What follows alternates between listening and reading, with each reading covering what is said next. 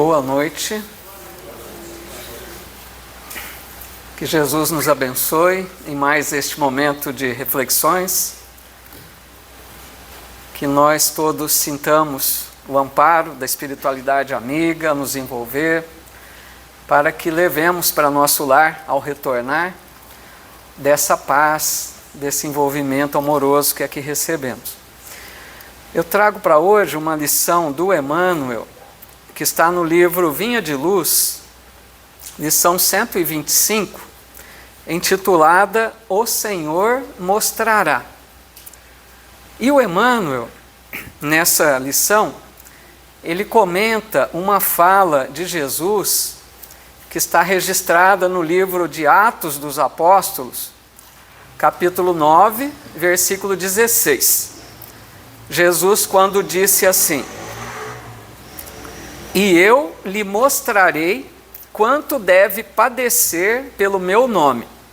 É uma fala de Jesus. Essa fala de Jesus se refere, para a gente contextualizar, ela se refere àquele episódio de Saulo de Tarso, quando ele se dirigia para Damasco em busca de Ananias, que ele iria para prender Ananias em Damasco, porque Ananias era um cristão que havia falado da mensagem do Cristo para sua noiva Abigail, e Abigail tornou-se cristã depois dessa conversa com Ananias.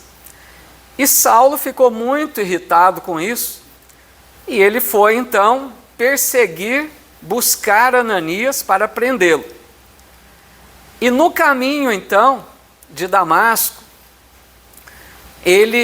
nós sabemos do relato, está em Atos dos Apóstolos, também no livro Paulo e Estevão, que é uma pérola da doutrina espírita. Então lá está dito que quando ele ia na estrada de Damasco, em determinado momento ele viu uma luz muito forte, que ele ficou tão aturdido que ele caiu do animal ao chão.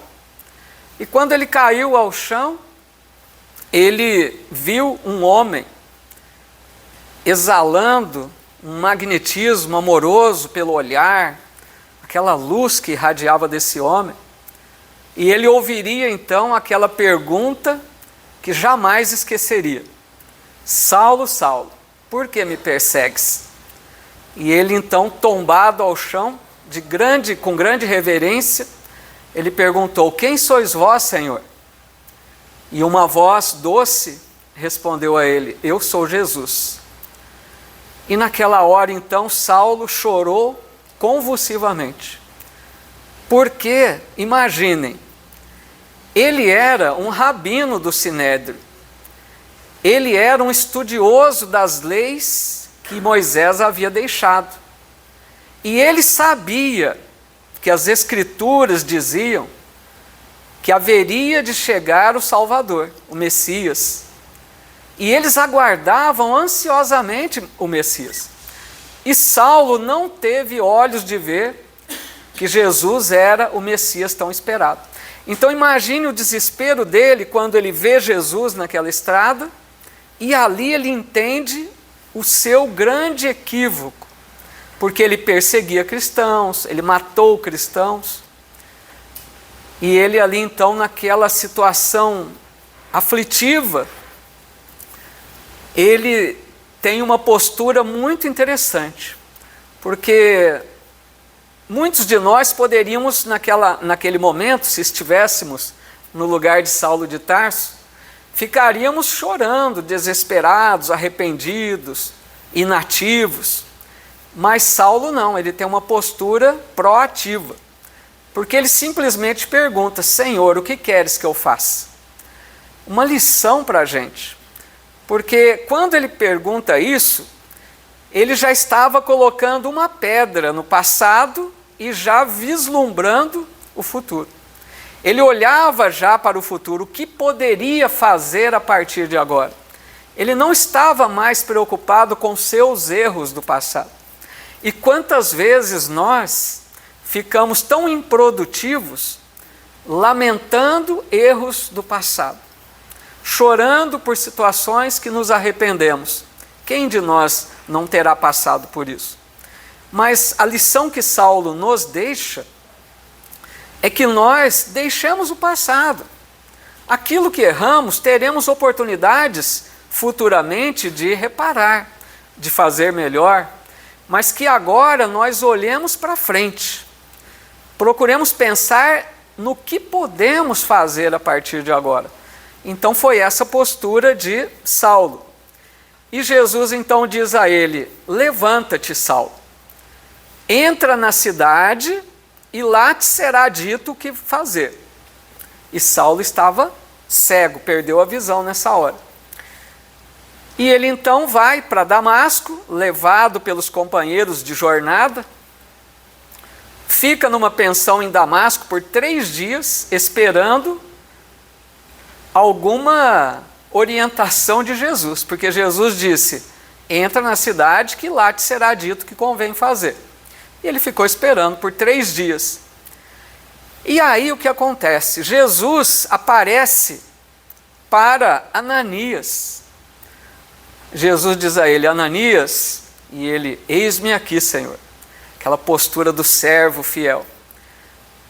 E Jesus diz a ele: Ananias, eu quero que tu vás até uma pensão de Damasco para devolver a visão a um homem de nome Saulo.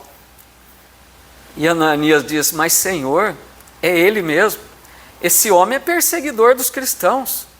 E Jesus diz: sim, Saulo, vai, porque ele é para mim um vaso escolhido, para carregar o meu nome diante das nações. Que beleza, né? Jesus, apesar de todos os erros de Saulo de Tarso, Jesus sabia do potencial daquele homem. Jesus sabia que ele nasceu para realizar essa tarefa. E apesar de muito equivocado a princípio, Jesus contaria com ele para levar a mensagem do Evangelho para outros povos. E aí então Jesus diz essa frase que Emmanuel vai comentar na lição: e eu lhe mostrarei quanto deve padecer pelo meu nome.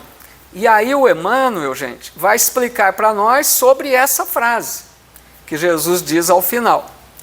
E o Emmanuel começa então o comentário dizendo: o diálogo entre o mestre e Ananias, relativamente ao socorro de que Paulo necessitava, reveste-se de significação especial para todos os aprendizes do Evangelho. Porque vejam, que lição preciosa foi essa conversa de Jesus e Ananias. Ele estava pedindo para o perseguido abrir os olhos do perseguidor. Ele estava propondo ali um encontro entre aquele que queria prender e aquele que estava, sendo perseguido. É essa a proposta do Evangelho. A proposta de Jesus é para vencer inimizades. É para que nós aprendamos a reconciliação. Aproveitemos as oportunidades de transformar ódio em amor. Então, são essas possibilidades maravilhosas que o Evangelho realiza de transformar corações endurecidos. E o Emmanuel, no livro Caminho, Verdade e Vida, quando ele fala de Maria de Magdala, ele diz assim: a doutrina do Cristo é o código de ouro das vidas transformadas para a glória do bem. Olha que bonito isso. O Evangelho do Cristo transforma os corações mais endurecidos. Quando a gente se lembra de Maria de Magdala, que saiu do abismo que ela se encontrava para viver o amor mais puro que Jesus esperava dela. Por isso Jesus disse, das ovelhas que o Pai me confiou, nenhuma se perderá. Quando a gente olha na terra hoje, vemos tantas situações dolorosas, tanta atrocidade, tanta maldade. Tenhamos a certeza que todos esses irmãos doentes que estão agindo dessa forma, um dia se reabilitarão. Um dia também estarão a serviço de Jesus. É essa a beleza, né, da mensagem do Cristo e das leis divinas. E o Emmanuel continua dizendo: digna de nota é a observação de Jesus, recomendando ao apóstolo da gentilidade que ingressasse em Damasco, onde lhe revelaria quanto convinha fazer. É interessante nós pensarmos nisso, porque Jesus diz a ele: entra na cidade, lá te será dito. Jesus não falou mais nada. Mas é lógico que Jesus tinha em mente o projeto que ele esperava que Saulo realizasse. Jesus sabia o que Saulo poderia fazer na sua jornada a partir dali. Mas ele não disse nada.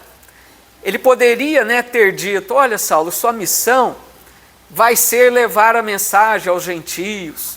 Você vai sofrer perseguições, você vai ser preso. Mas não desanime, segue firme. Ele não falou nada disso. Simplesmente espera. E Saulo, amigos, nós vemos no livro Paulo e Estevão, que ele esperou por 6 anos. Imagine, a partir daquele encontro com Jesus, imagine a ansiedade, né, de qualquer um de nós esperando o que o Cristo quer de mim. Saulo pensava: o que será a tarefa? E ele passou 3 anos no deserto, num oásis de Dan, 3 anos meditando, se conhecendo, estudando as lições do Cristo. Quando ele volta, passa mais 3 anos em Tarso, sua cidade natal, trabalhando como tecelão, esperando a convocação do Cristo. Ele não sabia, né, que rumos tomar na sua vida. Aí, depois dos 6 anos, é que ele vai receber um convite de um enviado dos apóstolos para começar a tarefa. Então, assim conosco também. Os Espíritos não vão dizer o que nós devemos fazer na nossa vida. Às vezes a gente gostaria até que os Espíritos dissessem algo, né? Falassem para nós: siga por aqui, faça isso, faça aquilo. Mas os Espíritos não nos dizem. Nós podemos pedir orientação espiritual, que não as teremos dessa forma. Os Espíritos nos inspiram, nos fortalecem, nos orientam de forma sutil, mas eles respeitam o nosso livre-arbítrio. A escolha é nossa, nós que devemos conduzir a nossa vida. E o Emmanuel continua dizendo: o apelo do céu ao cooperativismo transborda da lição. Perseguidor e perseguido reúnem-se no altar da fraternidade e do trabalho útil. O velhinho de Damasco presta socorro ao ex-rabino. E Paulo, em troca, prodigaliza-lhe enorme alegria ao coração. Ou seja, o Emmanuel aqui destacando a ideia do cooperativismo, essa troca, né? Essa convivência que nós devemos ter, nos ajudando uns aos outros. Mesmo aqueles que nós chamamos inimigos, a proposta é que nós procuremos aproximarmos-nos. Kardec já nos orienta sobre aquela fala do Cristo: amai os vossos inimigos. Não é para que nós cultivemos inimizades, é para que dentro do possível procuremos transformar isso. Inclusive, me recordo também no livro Paulo e Estevão, bem ao final da obra, depois que Paulo, melhor dizendo, desencarna, né, martirizado, o próprio Cristo vai recebê-lo. E Jesus diz a ele: vem, Paulo, aos meus braços, porque é da vontade de meu Pai que os verdugos e os mártires se reúnam para sempre no meu reino. Ou seja, aquela ideia de que não é para cultivar inimizades, é para que nós procuremos né, facilitar essa aproximação. E através do que acontece isso? Como que nós nos aproximamos mais dos desafetos? Uma das grandes oportunidades é a reencarnação. Nós sabemos pelas obras espíritas quanto que nós renascemos juntos daqueles com os quais tivemos experiências difíceis no passado.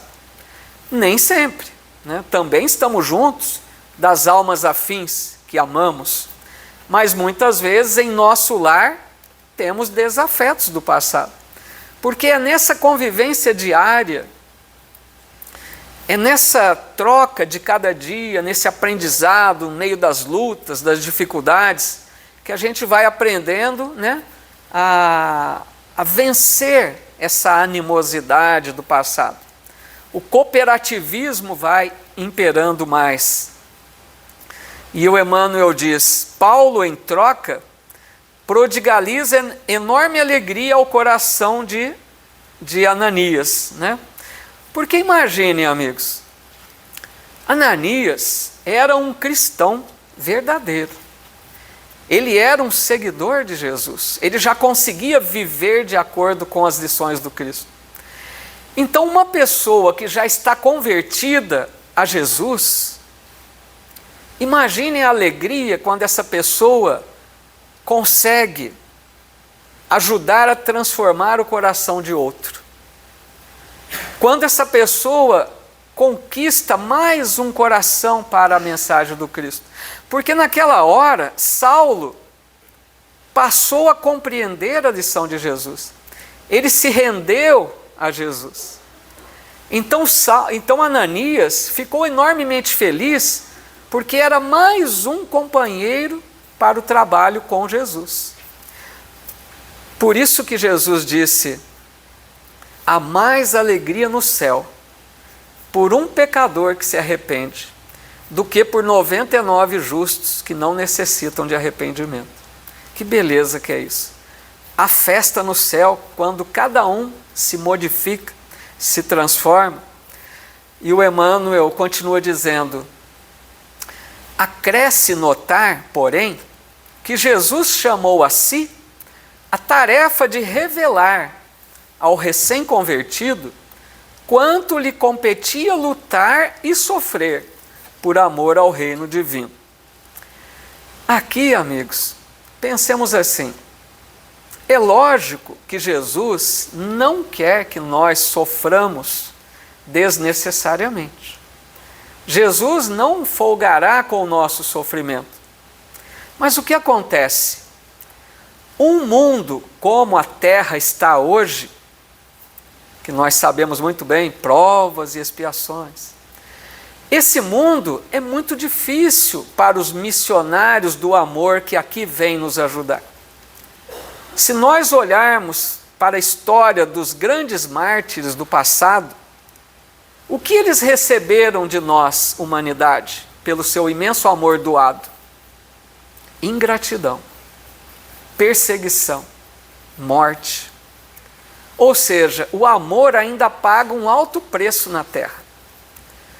Missionários que vêm à terra para ajudar em missões de amor, sabem que lhes será exigido enorme esforço, sacrifício. Então, um discípulo de Jesus precisa estar ciente que lhe será pedido uma cota de sacrifício. Nem sempre será fácil o caminho. Por isso, Jesus veio primeiro. Jesus veio primeiro para mostrar o caminho para nós. Ele não é nosso modelo e guia, conforme diz o Livro dos Espíritos. Então Jesus suportou tudo aquilo que nós conhecemos. Ele que era o justo, o Espírito puro, enfrentou todas aquelas dores e injustiças por amor a nós. Mas como que nos mostrando que o caminho da redenção também tem as suas vias dolorosas. Não é um caminho entre flores, é entre pedras muitas vezes. Então, se nós queremos ser um discípulo do Cristo, não esperemos facilidades na vida. Não esperemos sempre o reconhecimento, o aplauso, as amizades, muitas vezes lutas difíceis. E isso é o que se espera do servo fiel. E quando a gente vai sentindo que a mensagem do Cristo começa a ganhar proporções em nós, nós vamos nos habilitando a essa doação maior. Nós vamos nos fortalecendo intimamente. E o Emmanuel continua dizendo: semelhantes operações espirituais se repetem cada dia nas atividades terrestres, debaixo da inspiração do Cristo.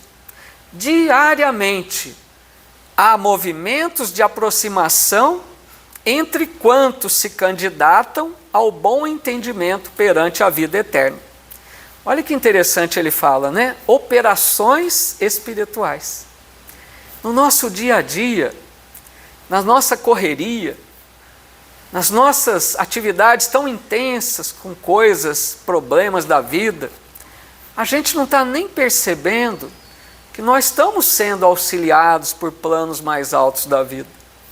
Os espíritos amigos que velam por nós, nosso anjo da guarda, espíritos familiares, estão atentos para com a nossa jornada aqui na Terra, nos inspirando, nos ajudando a fazer melhores escolhas, nos ajudando nos momentos difíceis. Então pensemos, amigos, quanto que realiza um coração convertido a Jesus. Nós temos muitos aqui na Terra, anonimamente.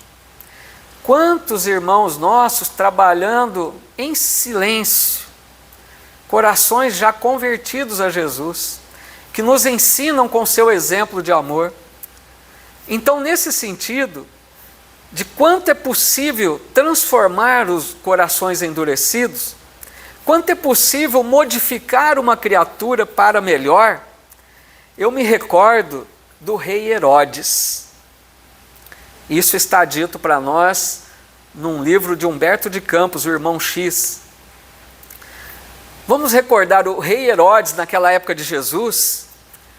Ele ficou sabendo que havia nascido uma criança, que muitos diziam ser o Salvador, o Messias, porque as profecias falavam que o Messias haveria de nascer. Então ele ficou preocupado, porque ele pensou, se essa criança for realmente esse Messias, um dia ele poderá ser um rei. E ele se sentiu ameaçado. E ele então procurou localizar o paradeiro dessa criança, que era Jesus. Não encontrou a criança. E o que ele determinou? Uma decisão triste, profundamente lamentável. Está nos evangelhos que ele determinou a matança de todas as crianças de até 2 anos de idade, para matar essa criança, para eliminar aquele que ele achava ser um perigo para ele.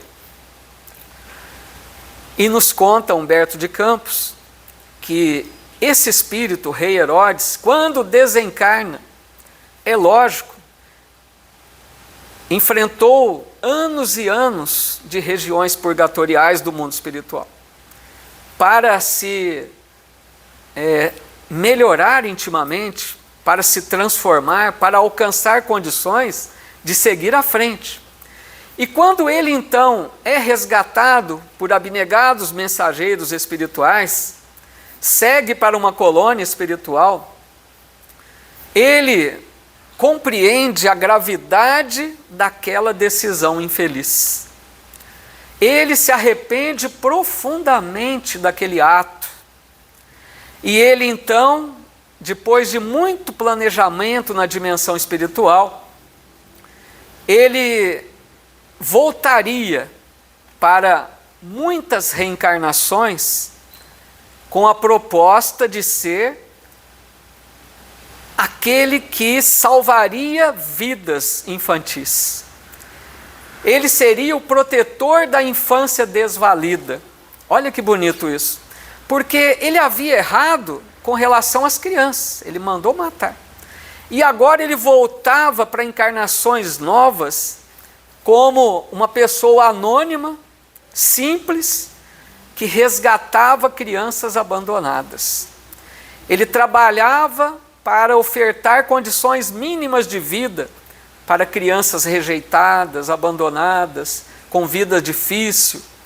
E assim ele fez por inúmeras reencarnações, voltando sempre com esse propósito de salvar vidas, de devolver vidas, quando ele lá atrás havia tirado.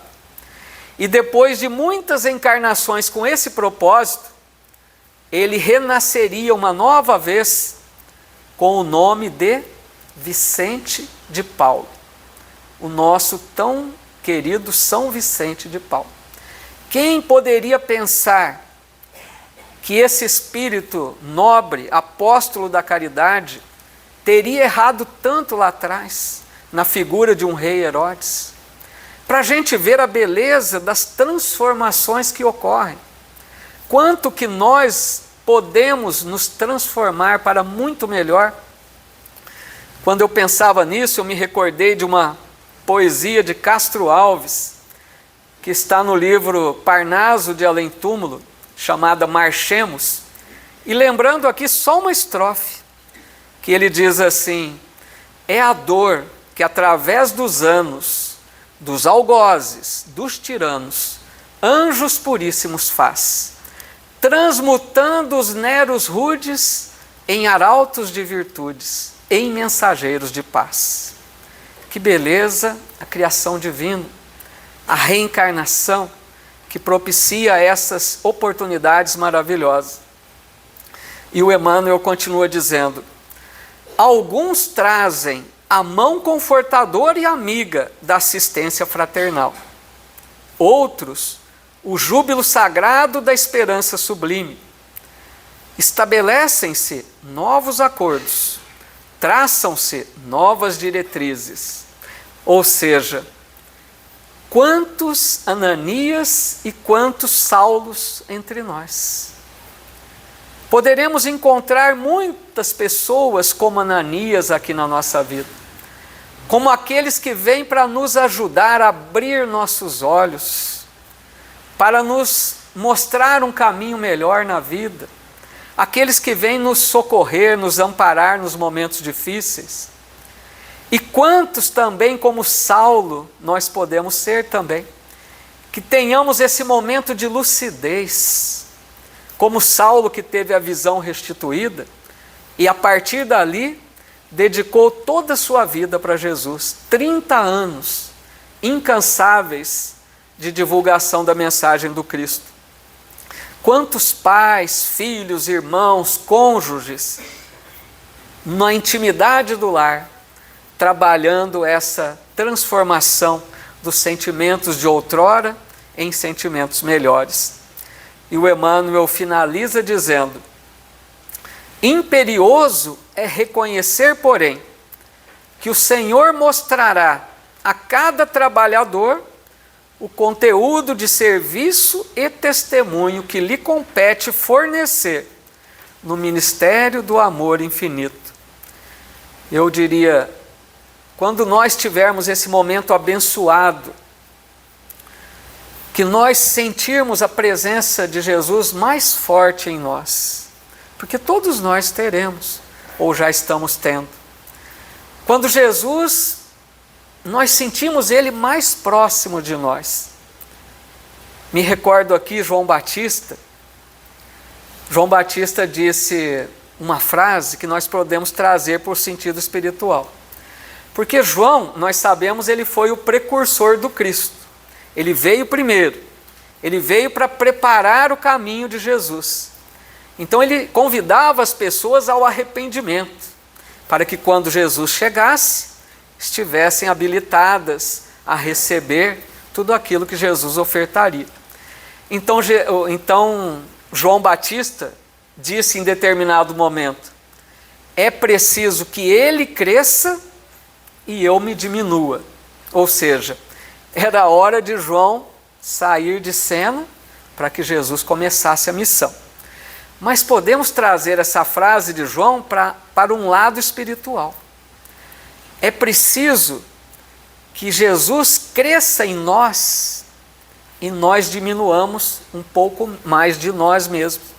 Ou seja, a cada dia, procuremos nos inteirar mais das lições do Cristo e despindo-nos um pouco mais de tudo aquilo que impede a mensagem do Cristo viver em nós. Vamos eliminando o egoísmo, o orgulho, a arrogância, para que Jesus cresça em nós. Então, a cada dia, um pouco mais de Jesus e um pouco menos de nós mesmos. E até que nós alcancemos a alegria incomparável, diz os Espíritos, de sentirmos a presença viva de Jesus em nós. Quando nós então teremos aquela vontade de sermos um discípulo de Jesus, de trabalharmos com Ele e por Ele, quando nós estivermos fortalecidos para perdoar mais, para termos mais paciência, para sermos mais fraternos, para olharmos para o semelhante como irmãos que verdadeiramente somos.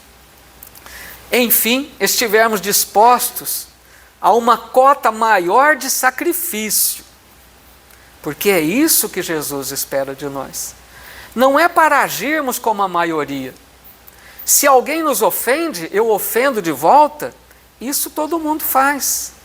O que Jesus espera de nós é uma postura nova, é uma compreensão maior, é uma tolerância maior, é uma cota de sacrifício maior. E falando em sacrifício, não tem como não nos lembrarmos dos primeiros cristãos. Aqueles homens e mulheres do cristianismo nascente, que nós sabemos, preferiam a morte do que negar Jesus. Eles eram levados para aqueles circos romanos para serem lançados às feras ou serem queimados vivos. E ofereciam a eles, olha, nega Jesus que você está livre. E eles não negavam. Seguiam cantando para a morte. E hoje, amigos, o sacrifício que nos pede é outro. Não nos pede mais, não nos é pedido mais o sacrifício de doarmos a vida, enfrentarmos a morte por Jesus. Hoje o que nos pede é que nós possamos viver por Jesus.